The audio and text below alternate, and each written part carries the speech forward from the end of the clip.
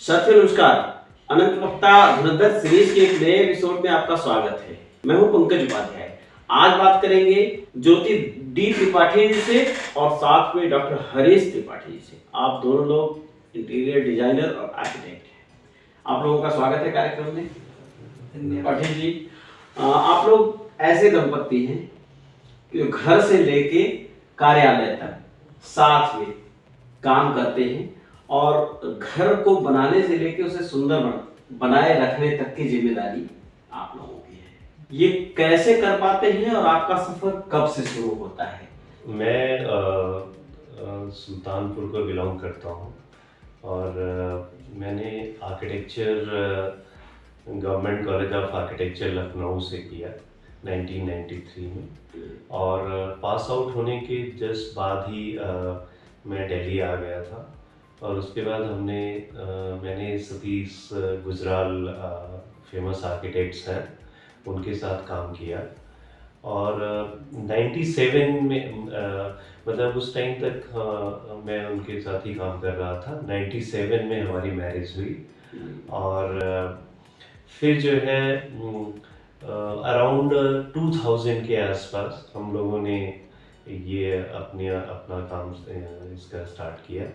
जब आप घर का ढांचा बना देते हैं जी, तब ज्योति जी आपका काम लगता है जी। कैसे सुंदर बनाती हैं इसे?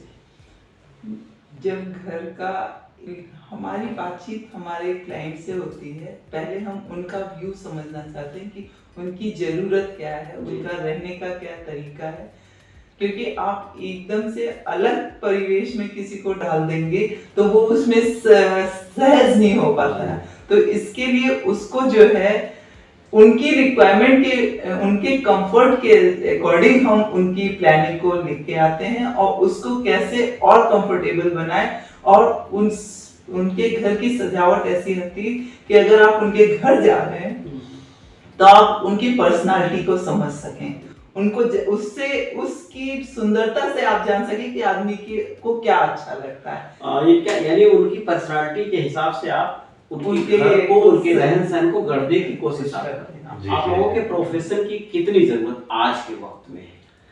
आज के वक्त में बहुत ज़रूरत है और देखिए पहले पुराने टाइम में हमारा प्रोफेशन जो था महानगरों तक सीमित था।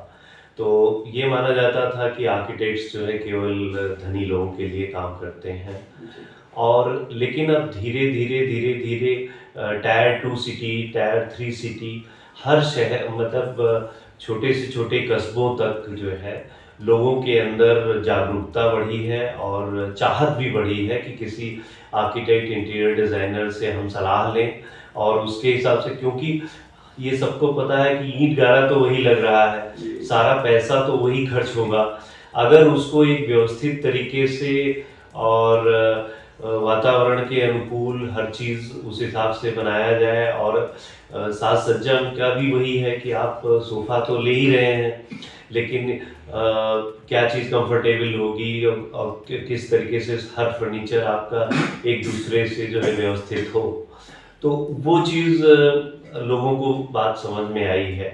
तो इस प्रोफेशन का स्कोप वैसे तो आदिकाल से रहा है लेकिन आगे जो है बढ़ता ही जाएगा। आज के वक्त का तौर तरीका बदल चुका है। पूरी दुनिया अब 21वीं सदी के 22वें साल 23वें साल में जी रही है, तो चीजें बदल गई। लेकिन आज से 25 साल 30 साल पहले जब आप लोगों ने संघर्ष किया तो क्या दौर था, क्या फेस करना पड़ा आप लोगों को? देखिए सबसे बड़ी बात ये थी कि जैसे हम लोग मैं सुल्तानपुर से आया था और यहाँ पे ज़्यादातर जो हम लोगों के बैकग्राउंड या उस टाइप से जो लोग आते हैं ज़्यादातर बड़े ऑफिसेस में काम करते रहते हैं। तो ऑब्वियसली इवन हमारे एक सीनियर हमारे ही ज़िले के थे, वो काफ़ी बड़े ग्रुप में काम करते थे, हम लोग उनसे काफ़ी इंटरेक्ट करते रहते थे। तो उनके भी परिवार वालों को देखा था कि सबकी ये रहती थी कि अपना ऑफिस इस्टेब्लिश किया जाए। तो हमारे लिए काफ़ी डेयरिंग काम था कि भाई अपना ऑफिस सडनली, क्योंकि आप जॉब कर रहे होते हैं तो एक तरह की आपके साथ सिक्योरिटी रहती है और आपको किसी के ऊपर डिपेंडेंसी रहती है तो आपको वो संघर्ष नहीं करना पड़ता है। तो आपको जीरो से स्टार्ट करना वो एक सबसे बड़ा मतलब एक उस रास्ते पे निकलना वो एक सबसे बड़ा टर्निंग पॉइंट होता है। और फिर जो है उसके बाद ऑब्वियसली आपको हर लेवल पे यहाँ पे ऑफिस एस्टेब्लिश करना है, ऑफिस की स्पेस लेनी है, अपने घर बनाना है, मतलब वो जो एक संघर्ष है वो सारा हर लेवल पे आपके साथ रहता है। लगातार रहा भी अब तक? हाँ रहा है, और हम लोगों ने हर लेवल पे संघर्ष करके चीज़ों को आसान किया, एस्टेब्लिश किया, और उसमें जो है ज्योति हमेशा जो है हाँ, सबसे बड़ी इनका बात है कि सबसे ज़्यादा सेम विजन प्रोफेशन रहता में है आप लोग जी। रहे और लगातार एक दूसरे को कोऑपरेट करते हुए। जी। अब क्लाइंट ढूंढने में हम्म। आप लोगों में कभी झगड़ा नहीं होगा? नहीं, ढूंढने में तो देखिए कोई झगड़ा कई बार देखो ऐसा है, झगड़ा इस बात का कई बार क्या होता है, क्लाइंट तो तरह तरह के मिलते रहते हैं। कई बार ऑब्वियसली हम दोनों साथ में मिलते हैं तो ज्योति को ज़्यादा फील होता है कि नहीं ये इनका इंटेंट ठीक नहीं है, या मैं थोड़ा मतलब उस मामले में थोड़ा ढिलमुल रह सकता हूँ, तो वो रहता है। लेकिन अल्टीमेटली जब जिसके साथ आप काम करिए तो आप एक दूसरे को जान जाते हैं और धीरे धीरे संबंध ठीक हो जाते हैं। क्लाइंट में नहीं प्रॉब्लम आती है, प्रॉब्लम आती है एग्जीक्यूशन में। हमारी फाइट जो होती है वो एग्जीक्यूशन में होती है कि नहीं हमें ये करना ही है और ये नहीं करना है। तो वो कई चीजें जो है वो जब दोनों की उस पे बहस होती है तो कुछ अच्छा निकल के आता है उससे। पूछना तब जरूरी और हो जाता है जब आप पत्नी व्यवसाय में साथ ही हो और घर पे भी आपका काम होता जाता हो, तो बच्चों को देखना, भाई साहब जाके खाने के सो जाएंगे तब की क्या सिचुएशन है? कैसे परिवार भी देखना, ऑफिस भी देखना? देखिए सारी चीजें बैलेंस करनी पड़ती है, ऐसा नहीं है, क्योंकि अगर आपका एक फ्रंट ढीला रहेगा तो आप काम अच्छा नहीं कर सकते। तो अगर आपका दूसरा फ्रंट मजबूत रहेगा तभी आप जो है अपना काम में पूरा मन लगा सकते हैं, तभी आपको एनर्जी आती है और घर से आपको एनर्जी मिलती है जो आप काम में लगाते हो। तो एक दूसरे से एनर्जी मिलती है और इन टोटलिटी ही है एक जो अगर बैलेंस हो पाता है तभी चीजें चलती हैं, नहीं तो दिक्कत रहती है। तब जब मोटे कामों का ज्यादा महत्व हो गया है, ज्यादा पैसा लोग कमा लेते हैं, तब भी आप प्रोफेशनल हैं। प्रोफेशनल होते हुए जब नए युवा जो इंस्टीट्यूट से पास आउट हुए हैं उनके लिए क्या चुनौतियां होंगी और वो कैसे रास्ता तलाशे? आप क्या ऐसा मैसेज देना चाहेंगे जिससे उनकी परेशानियां कम हो इस प्रोफेशन में आने के बाद? देखिए ऐसा है कि इस प्रोफेशन या किसी भी आप प्रोफेशन में जाइए तो एक तो ये है कि अगर आप सोच रहे हैं, जैसा कि होता क्या है हर प्रोफेशन में कुछ लोग जो ज़्यादा आपको दिखते हैं, जैसे कहा है ना कि ये फूल क्या मुझे विरासत में मिले हैं, तुमने मेरा कांटों भरा बिस्तर नहीं देखा। तो आप तो उसकी चमक दमक देखते हो, लेकिन उसके पीछे कितना बैकग्राउंड में कितना वर्क है, कितनी मेहनत है, कितना है, वो आपको ये विजुलाइज करना पड़ेगा कि बिना उसके कड़ी मेहनत के वो चीज़ें नहीं अचीव होती हैं। तो हर सिचुएशन में आप लॉन्ग टर्म के लिए अगर तैयार हैं और स्पेशली अगर अपना काम करना चाह रहे हैं, जॉब में भी है, जॉब में भी अगर आप अच्छे ग्रुप में हैं तो और बहुत पेशेंस नहीं है, किसी भी ग्रुप के साथ आप टिक के नहीं काम कर रहे हैं, फटाफट जॉब बदल रहे हैं, कुछ टाइम पे ये ठीक होता है कि चलिए कुछ आपको रेज मिल गया, कुछ मिल गया, लेकिन जो इंटीग्रिटी है एकदम ओवरऑल वो आपकी तभी स्टैब्लिश होती है जब आप एक स्टेबल माइंड से स्टेबल तरीके से काम करते हैं और अपने अंदर एक पेशेंस रखते हैं कि ओके, और अपना काम करना है तो ऑब्वियसली आपको पेशेंस जो है रखना ही रखना है। ज्योति जी, घरों को सुंदर आप बनाने के लिए सिर्फ सलाह देती हैं या आपके कुछ प्रोडक्ट्स भी होते हैं उनको यूज भी करते हैं आप लोग?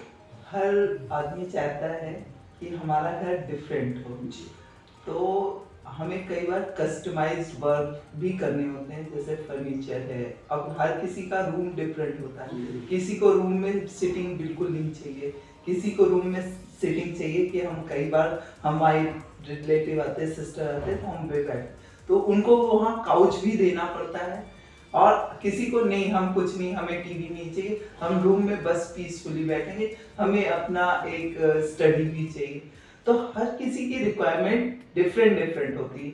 तो प्लानिंग हमारी उसी ढंग से होती है कि उनको चाहिए क्या, आप उसके अकॉर्डिंग प्लान करेंगे। किसी को ड्राइंग रूम में टीवी चाहिए तो आप उनको वैसा प्रोवाइड करेंगे, कि नहीं हमारा लिविंग आप डिफरेंट बनाइए, तो वो आप डिफरेंट करेंगे। आज की प्रॉब्लम ये है कि आदमी रहता फ्लैट में है और उसकी रिक्वायरमेंट जो है, उसके ख्वाब जो है कोठरियों वाले होते हैं। तो आपको उस ढंग से मैनेज करना होता है कि उनकी भी रिक्वायरमेंट उस स्पेस की जगह के अकॉर्डिंग प्लान हो जाए। तो उसमें आपको मेहनत करनी पड़ती है, आपको समझना बहुत होता है। और ये हमारा जो फील्ड है, ये एक्चुअली आर्टिस्ट वाला फील्ड है। ये अगर आपके अंदर है तभी आप कर सकोगे। अगर आप ये सोचोगे कि आप सीख के सिर्फ कर सकते हो, तो फिर आप ड्राइंग ही बना पाओगे, क्रिएटिविटी पे आप नहीं आ पाओगे। क्रिएटिविटी जरूरी है। हाँ। तो साथियों, आप में से अगर कोई वॉलपेपर का काम कर रहा हो और इंटीरियर डिजाइनिंग के तमाम आइटम पे काम कर रहे हैं, तो ज्योति जी से संपर्क कर सकते हैं। उन लोगों के नंबर डिस्क्रिप्शन में डले हैं। आप लोगों के काम के तौर तरीके भी बदल रहे हैं, उनको ध्यान में रखते हुए तमाम जगहों पे भूकंप आने, उनकी सिक्योरिटी के हिसाब से बनाने। तो क्या अंतर आया है इस पिछले 10 साल में और आज के घरों की डिजाइन को करने में? पहले जो स्ट्रक्चरल डिजाइनिंग का जो पार्ट था कि स्टील, अब आपको एक पर स्क्वायर फीट आपने कहा कि 4 केजी हमारा स्टील लगना चाहिए, 5 केजी लगना चाहिए।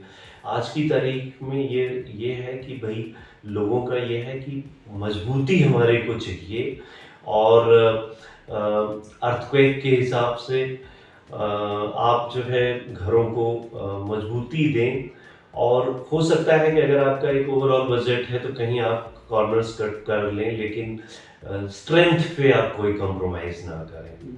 तो वो अंतर आया है। पहले लोग इतना स्पेंड करने के लिए तैयार नहीं रहते थे, लेकिन अब जो है, जो नए मकान लोग कर रहे हैं उनमें जो है वो मेंटली प्रिपेयर्ड है। जब हम दिल्ली में रह रहे हैं, पास में जमुना बह रही हूँ, जी, ऐसे में घरों को बनाते वक्त क्या एहतियात लोगों को बरतना चाहिए?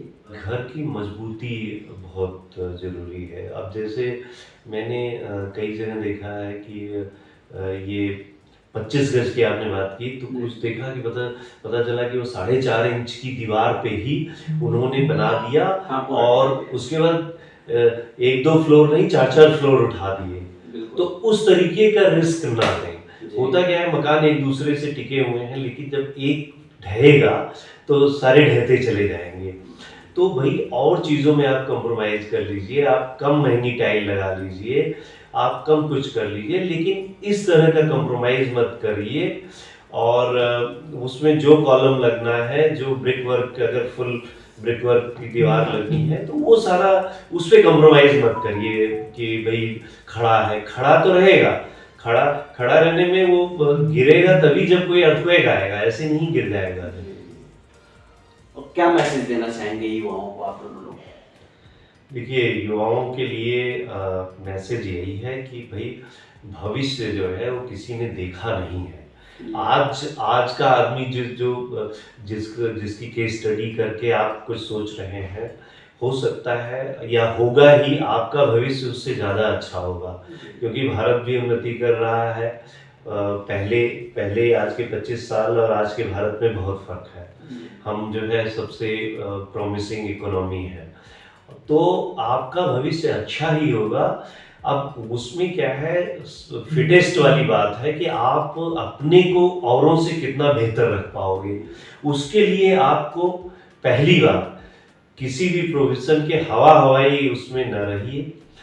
बहुत बुनियादी चीज़ों को और ग्रास रूट की चीज़ों को समझिए और जड़ों से जुड़े रहिए, और हार्ड वर्क से मत भागिए।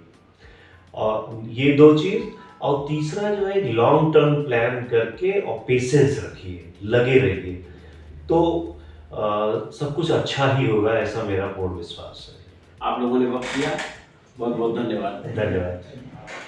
ऐसे ही किसी दूसरी शख्सियत से बात करेंगे, वो धुरंधर क्यों, ये आपको बताएंगे। बने रहिए, बहुत ध्यान से रहिए। धन्यवाद, नमस्कार।